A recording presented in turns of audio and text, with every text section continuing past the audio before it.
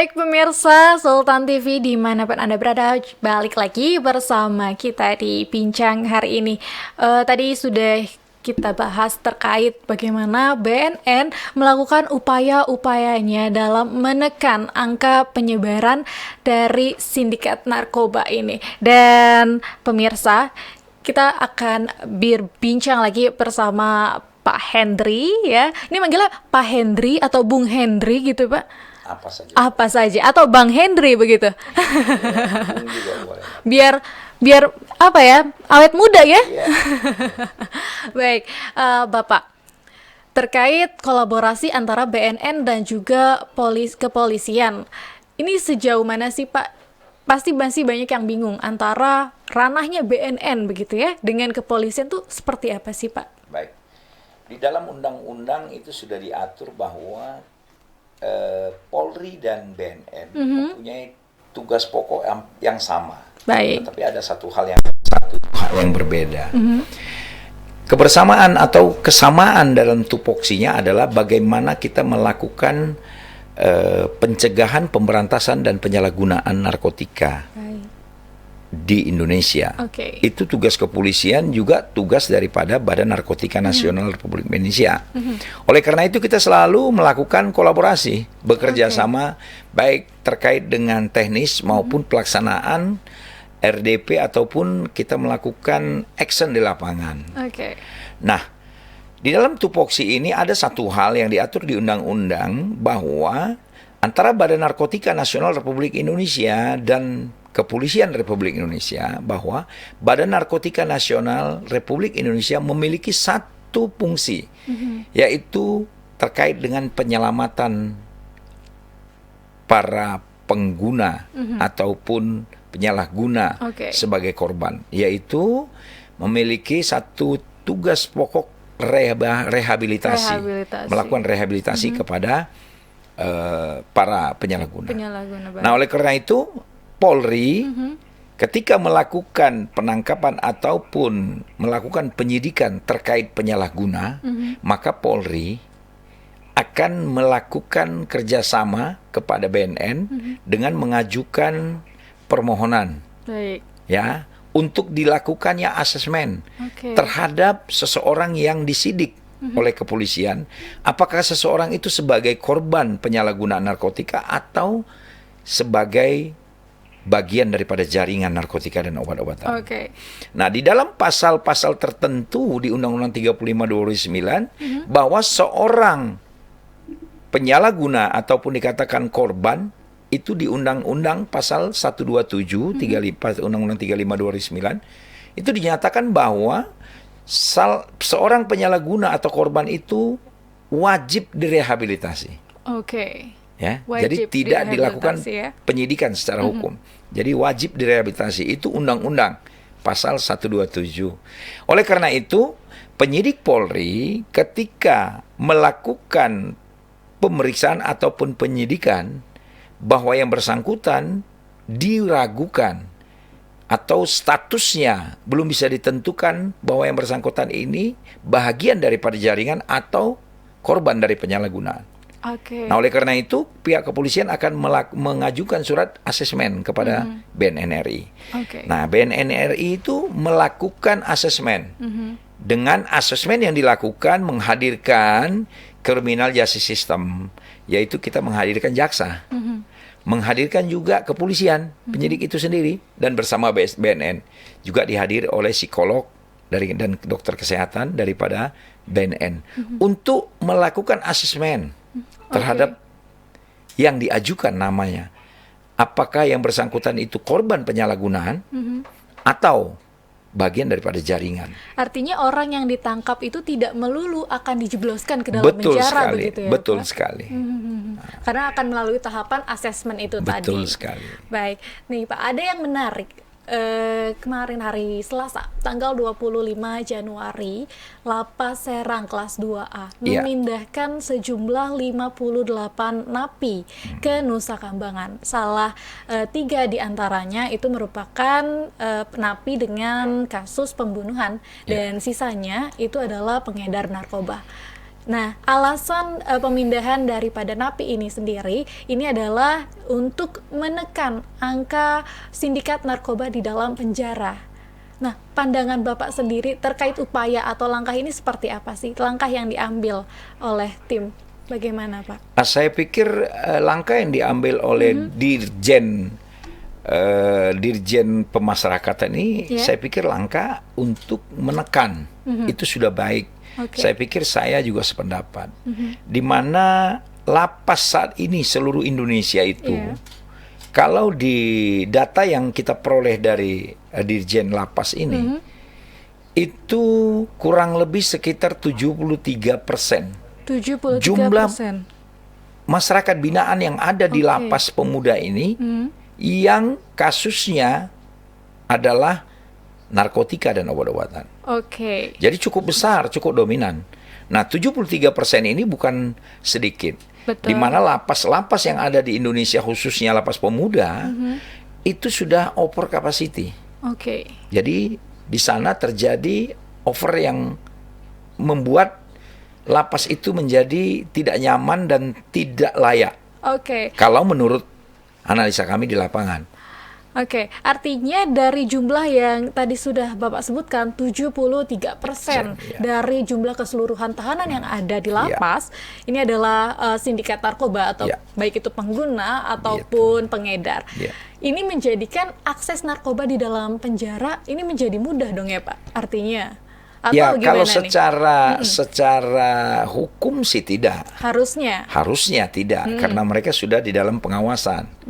Dan mereka dilakukan pengekangan terhadap kemerdekaan mereka sesuai dengan hukum yang diberikan, sehingga mereka tidak bisa menggunakan apapun secara bebas. Dengan ketentuan ada standar operasional yang diberlakukan di lapas itu sendiri. Tetapi ada beberapa kasus yang kita lakukan penyelidikannya. Nah, ada beberapa kasus yang mengarah baik itu pengendalian maupun penggunaannya terjadi di lapas.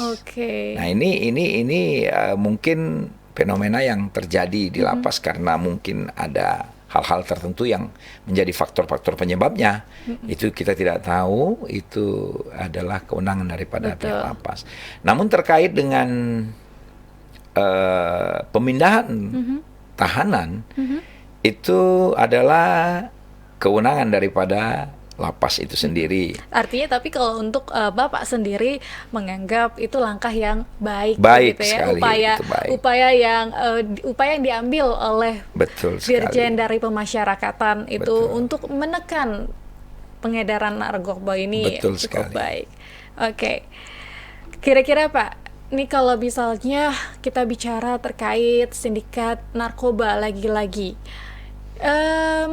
kira-kira apa sih sebetulnya ya motif terbesar mereka selain daripada mungkin tadi di awal sudah Bapak sebutkan bahwa ya ini namanya bisnis gitu ya, ujung-ujungnya ekonomi. Mereka kan tahu ya Pak, kalau misalnya untuk mengedarkan narkoba, menjalankan bisnis ini ada sebuah hukuman yang sudah menanti di sana, sampai bahkan ke hukuman mati begitu ya. Tapi kenapa mereka tidak kapok begitu? Apakah memang hukum di kitanya kurang kuatkah? Atau mental masyarakat kitanya yang masih mampu dilemahkan oleh narkoba kah? Atau bagaimana Pak menurut Bapak? Baik, kalau saya menilai ada beberapa perspektif yang harus kita nilai. Dari perspektif ekonomi tentunya mereka mengharapkan ada finansial, ada keuntungan di sana.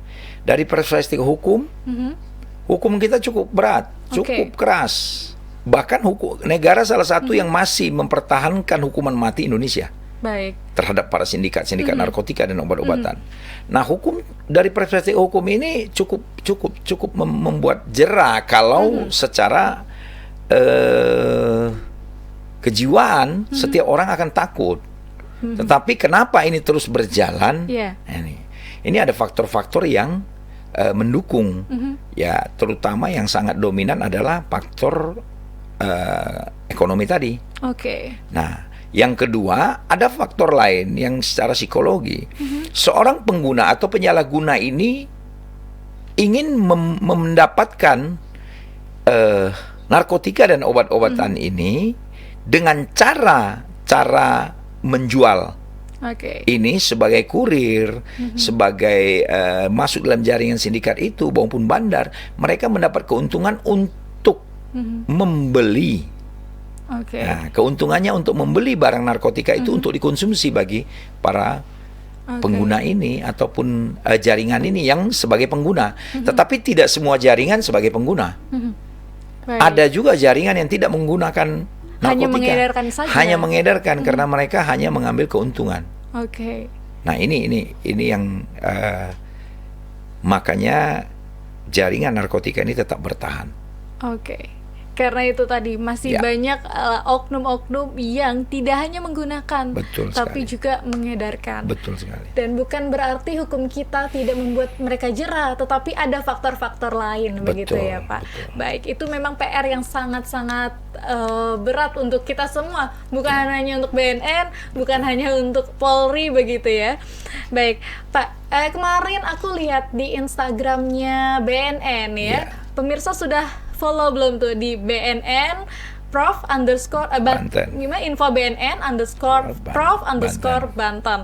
Nah, itu di situ ada giat dari BNN Provinsi Banten di Lapas Pemuda Tangerang ya, kalau Ya. tidak salah. Bahwasanya di sana ada yang namanya program Lapas Bersinar. Bersinar, Nah, betul. ini menarik sekali. Lapas Bersinar, boleh dijelaskan Pak, apa itu Lapas Bersinar? Baik, lapas bersinar ini para pemirsa bukan arti harafiah terang. Oke. Bersinar ini adalah singkatan dari bersih dari narkoba. Oke. Nah, salah satu lapas yang ada di Provinsi Banten yaitu lapas kelas 2 Kepemuda.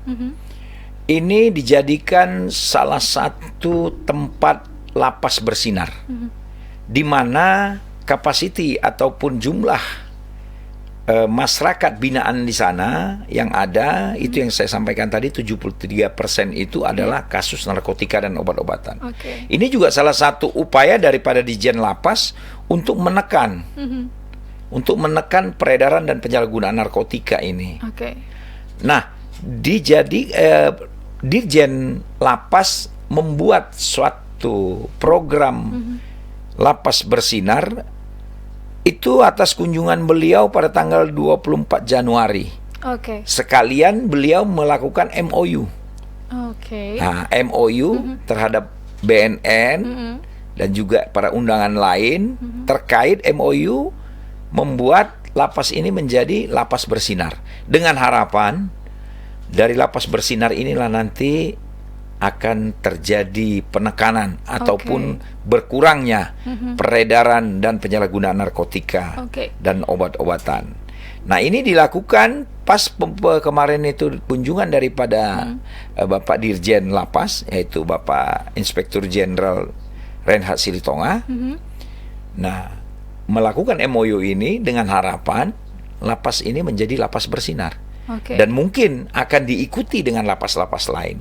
Ini apakah lapas pertama yang mengusung program mengikuti program Lapas Bersinar, atau ini sudah yang keberapa gitu Pak? Mungkin ini yang pertama Pilot dan ini project mungkin berarti, pilot proyek yang mungkin dilakukan secara simbolis oleh Dirjen di Menarik lapas sekali. kedua ini. Baik.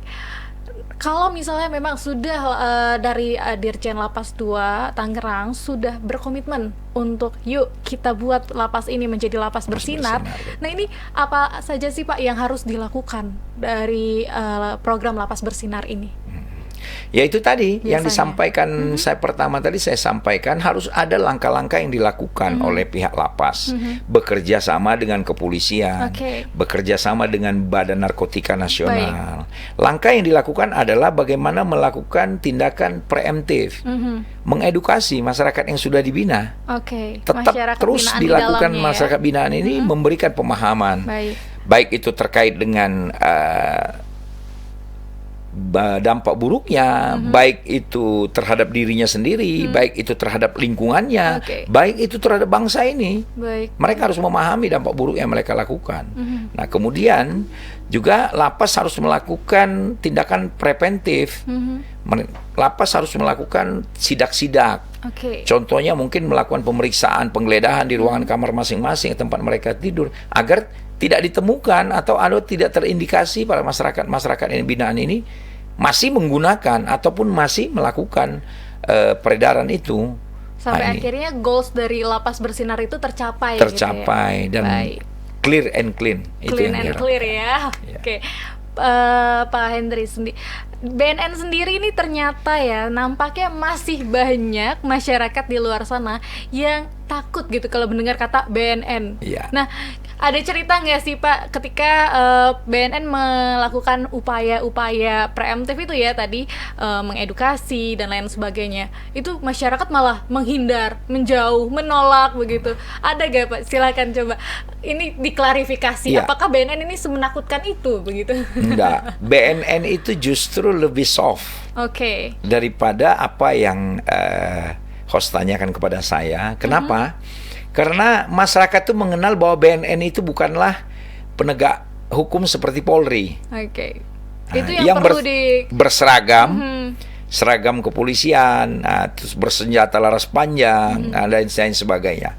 Nah, masyarakat memahami bahwa BNN itu sudah dikenal dengan Badan Narkotika Nasional yang akan melakukan rehabilitasi, penyelamatan anak bangsa ini dari keterpurukan narkotika dan obat-obatan.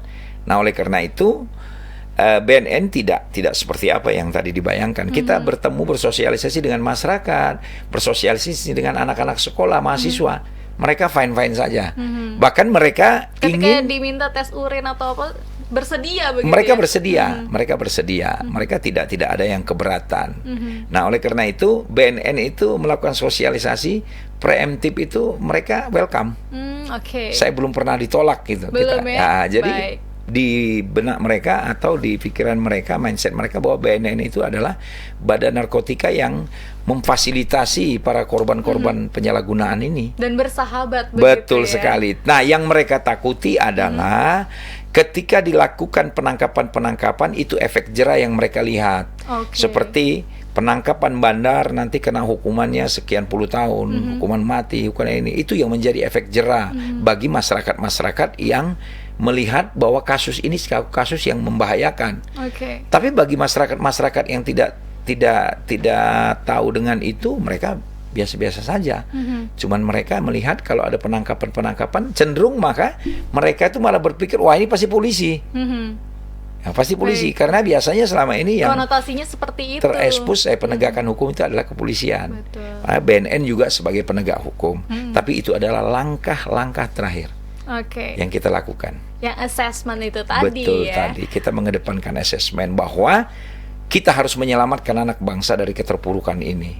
Anak bangsa merupakan aset bagi bangsa ini sebagai generasi muda, dan itu adalah bonus demografi kita. Betul, baik. Bukan hanya sebagai penerus, tapi juga pelurus bangsa. Betul begitu ya. sekali. Baik, ini menarik sekali kita berbincang mengenai narkoba, mengenai sindikat dan juga rantai yang konon kabarnya tidak ada putus-putusnya begitu ya. Ya namanya ini fenomena gunung es. Bisa dilihat kecil dari atas, tapi ternyata di dalam masih besar. PR kita masih banyak. Pemirsa, kita akan lanjutkan perbincangan ini, jadi jangan kemana-mana, tetap di Bincang Hari Ini.